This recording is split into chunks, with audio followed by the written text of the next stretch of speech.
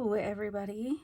I'm really struggling with getting the lighting right today. So this is going to be a case of you get what you get. And we're just going to be okay with that. So welcome back. It is another week. I was thinking we'd be heading into July, but not quite. We are all under no illusion, correct, that I am actually filming this on Friday. It is being uploaded on Friday, but I am filming on Tuesday. So, fun fact, today is my 59th birthday, and I have definitely reached a point in my life where I'm like, it's another day. But we ordered delivery for dinner tonight, which I'm very excited about. I got to choose, so since I don't think many members of my family actually watch this, we did food for everybody. We're doing Thai food tonight. And then just hubby and I ordered a little Cold Stone on top of it all, which, since my kids share my food delivery account, I'm sure they are seeing and like, hey, now, why didn't we get ice cream? But that's okay. It's the advantage of, I guess, being the birthday girl. You get what you get, and I am not throwing a fit about it. I'm very excited. So let's talk about last weekend was Father's Day. And so we kind of did a combo birthday, Father's Day thing. And we went to southern Utah and went off-roading. And we had been debating what sort of off-roaders we're going to be. Are we going to get a tent on top of the car type of campers, or are we tenters? I could tell you right now, I am not a tenter, never have been. Even the few times I have gone camping, we were still in cabins. Now, these did not have water or electricity, just essentially shelter. And yeah, not my favorite thing in the world, but we decided this time we would find a really kind of unique Airbnb. So we stayed in a renovated Pioneer cabin in Escalante, and it was a blast. Really enjoyed it. It had an outdoor shower, and it was very small. My husband and I were wondering how many kids would a Pioneer family have crammed in this teeny space. I can't imagine. I'm sure what it currently is was not its original state. But okay, so the bathroom was modeled to look like the front door of an outhouse, and it was just at the back of the house. Was inside. The shower again was outside, and it had bird feeders all around the house. The owner just has done this gorgeous job of planting flowers and trees that attract butterflies and bees, and then again the birds that are everywhere. Now, I do not recall if I've mentioned this before. I am terrified of birds, and I did not know that this place had bird feeders all around the outside. I did know that we were going to be spending a lot of time on the road, and I wouldn't be spending a ton of time outside. But I also can appreciate, I am very afraid of birds, but I'm trying to do better. And so could enjoy them from inside. And this had a porch on the front and the back. And I did sit on the porch Sunday morning and diamond art. And it was lovely, even though there were birds flying in and out around the porch. So I counted that as a win. Since I was not going to do the outdoor shower because it also has Virginia creeper all through it, and I am allergic to Virginia creeper, or I don't know if allergic, let's just say sensitive to it. It gives me a pretty gnarly rash. It has this big clawfoot tub, and so while my husband used the shower, I took a long bath, and it was wonderful. So yeah, that was what we did over the weekend, and probably spent, I want to say, 12 hours in the car each day. We took off after work on Friday and headed down, and it was maybe a 4.5 hour drive from where we live, and got to sleep in. Actually, we stayed up pretty late because it's a dark sky area. We don't have those really I mean, there's lots of them in Utah, but not super close to where we are. So we took advantage of it. My husband got some incredible pictures. I will try. We'll just put a little ping to insert this one that he took because it was stunning. And yeah, so it had all the things we were hoping for. And it was the perfect headquarters for us to do our little day trips out of. So that was awesome. Now, one of the journeys we did, let's see, we would have done it on Sunday. And you will have to forgive me. I might have to type in here, or it might not matter. We did this thing called the South Draw Road. You can look that up on YouTube. In fact, I will put a link in the description of just where it is. We found a few really good videos that showed the experience. And it follows this stream bed once you get down to the bottom. Beautiful. Just beautiful to be surrounded by these mountainous structures. But there's a part of it I truly was holding on for my dear life. I was praying. I was holding back the tears. And it was not because I didn't trust my husband's driving, but I couldn't see the side that he was on. From my point of view, it looked like we were right on the edge, and any tire slippage would mean we were going right off.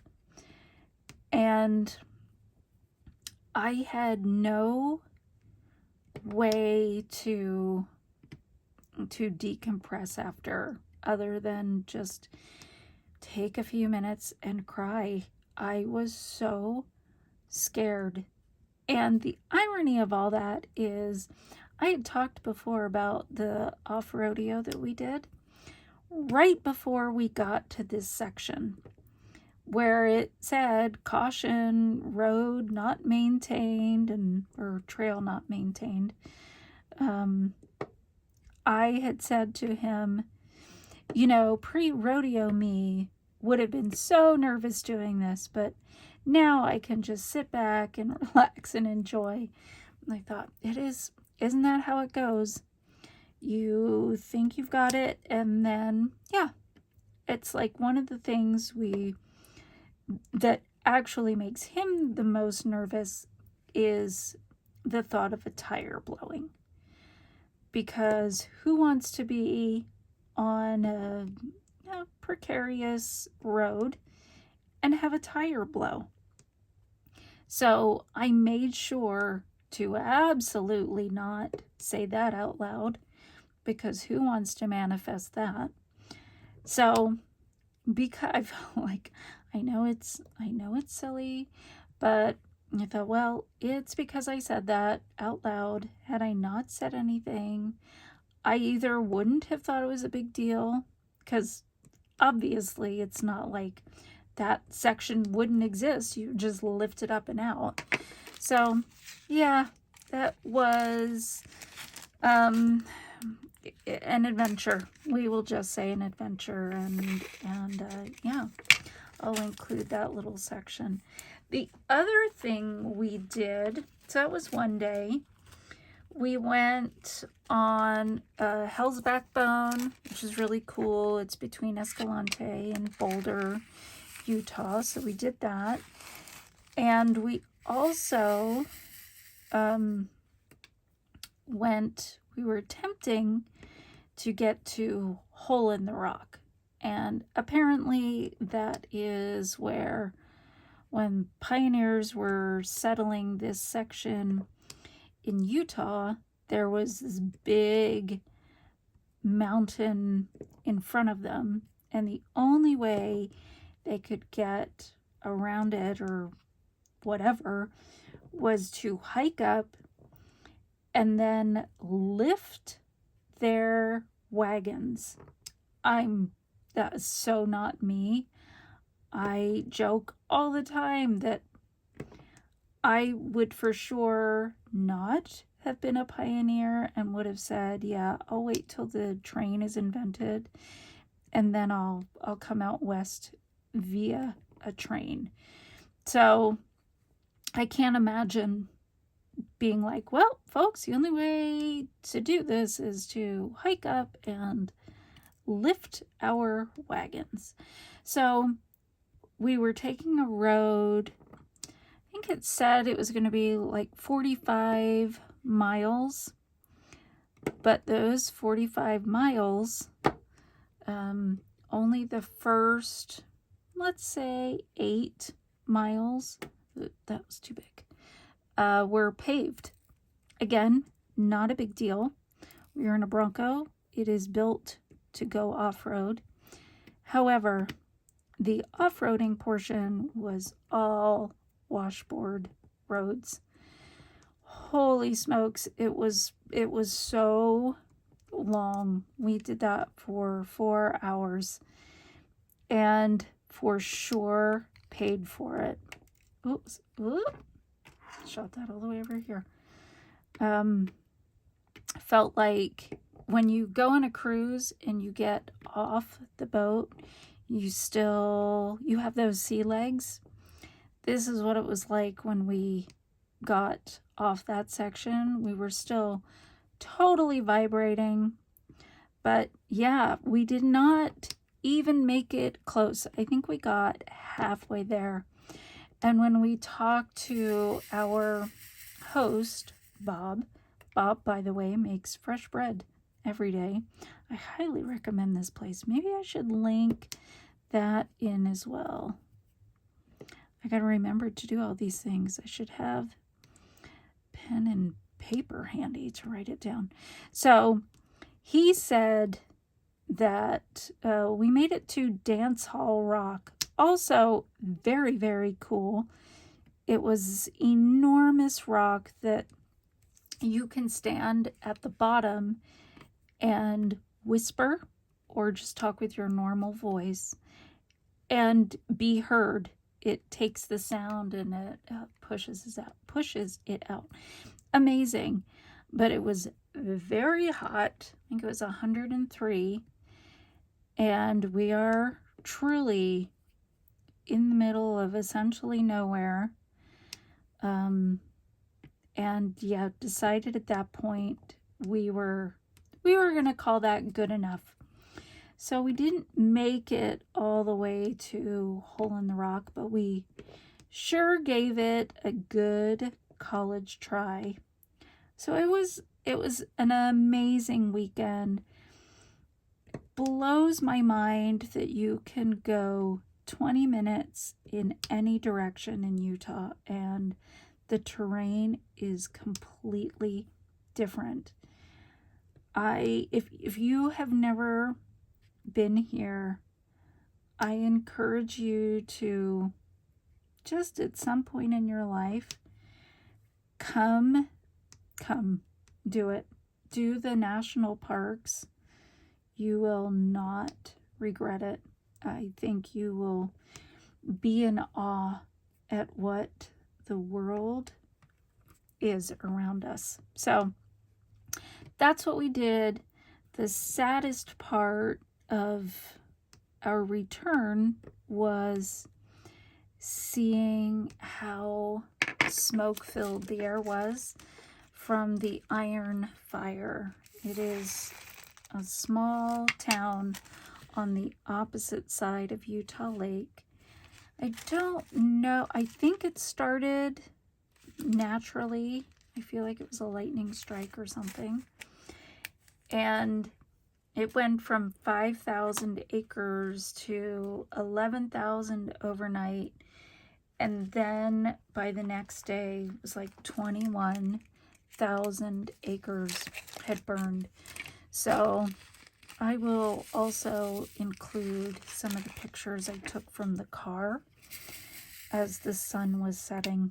It is humbling to see how quickly the lieutenant governor had mentioned that they almost lost that whole town that day, but enough firefighters had protected the structures that it saved the town. So there are, I think they said there's like 50 fires right now in Utah. And we're just at the beginning.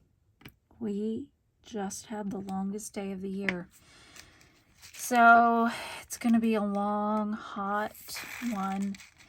I noticed one of the big debates people are having right now is whether fireworks in Utah, fireworks can go on sale. I think it's 2 or 3 days before and after the big holidays, which here are the 4th of July, and then the state's holiday is July 24th. It's the Days of 47. It's a commemoration of when the pioneers entered the Salt Lake Valley.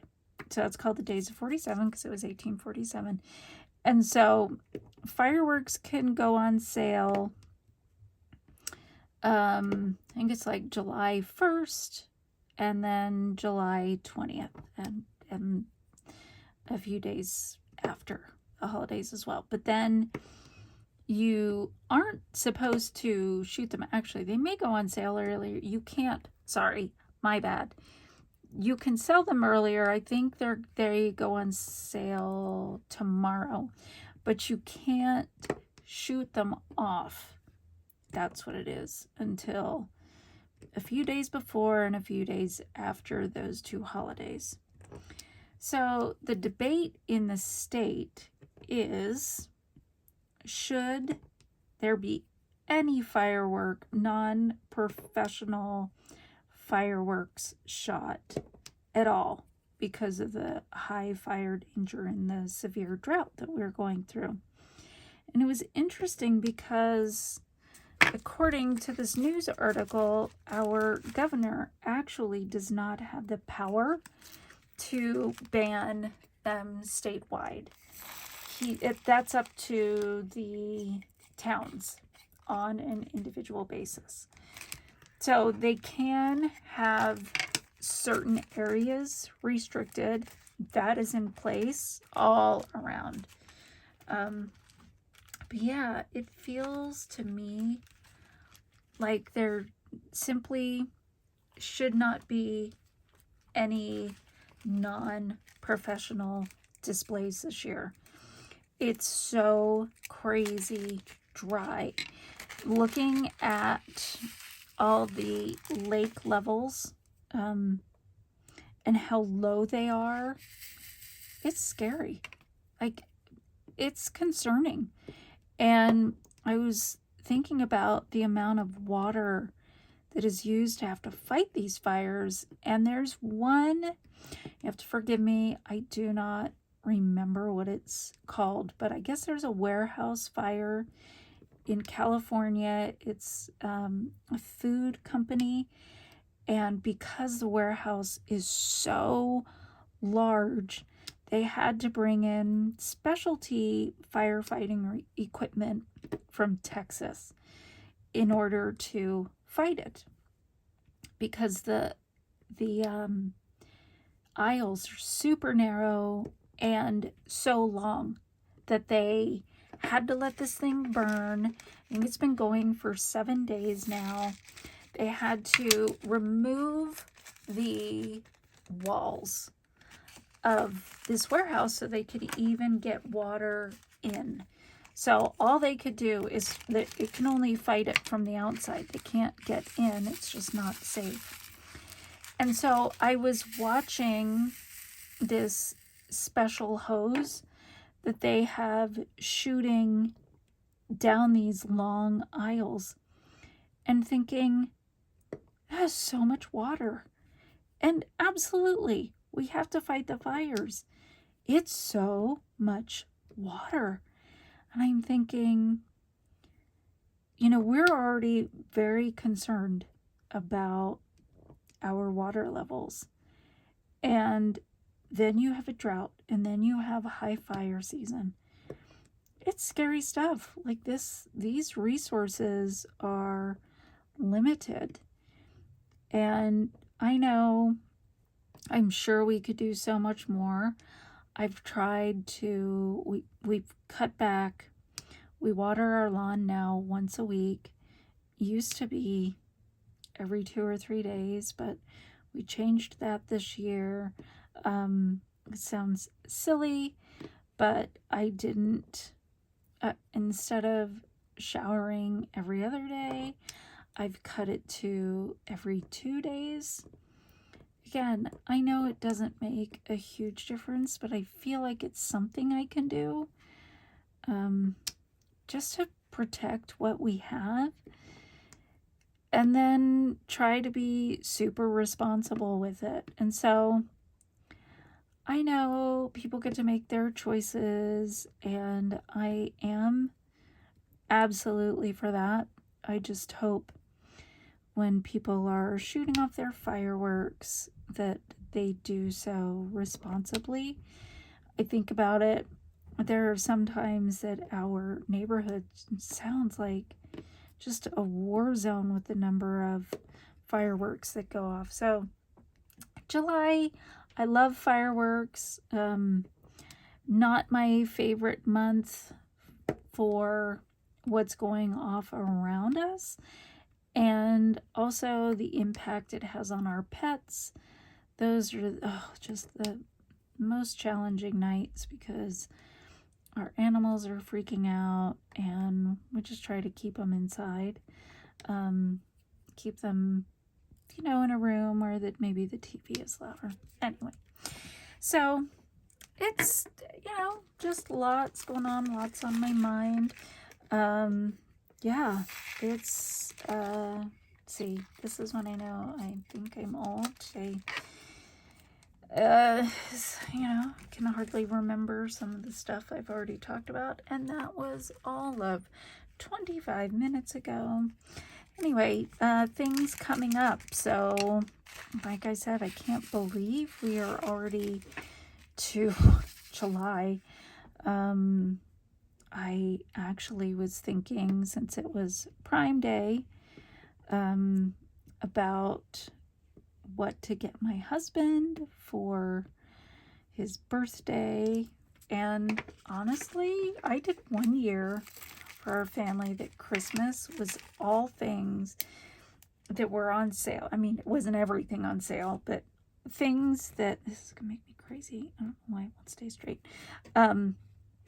Things that I got on Prime Day.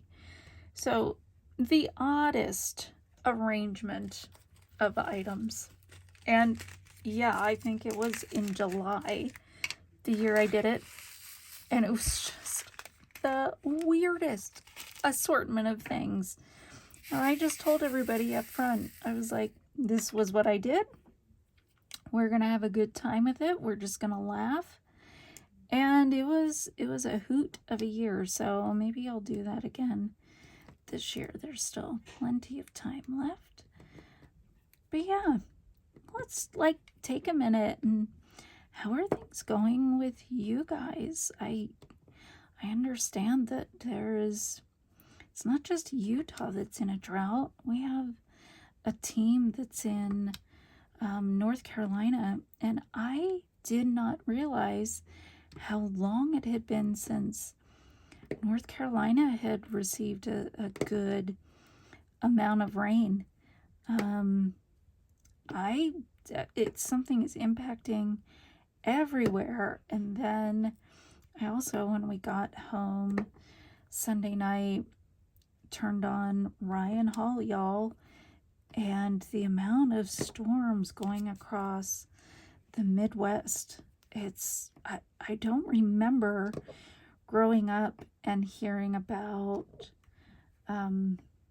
tornadoes in Indiana and Ohio. I thought they were mostly like Tornado Alley. So Oklahoma and Texas, the other states were subjected more to hurricane season. So to see, I think is it Evansville? Evanston? No, it's not Evanston because that's Wyoming. I think it was Evansville, Indiana, on alert, and then just seeing all the footage the next day of tornadoes. It just feels like we're all kind of struggling right now. So all right, well, we've talked about the weather and we talked about adventures, and we may or may not have talked about my birthday. I think we did, because I was like, yeah, it's not a big deal anymore. But yeah, here we are, another week coming to a close. Hard to believe how fast it is going. I hope you had a great week.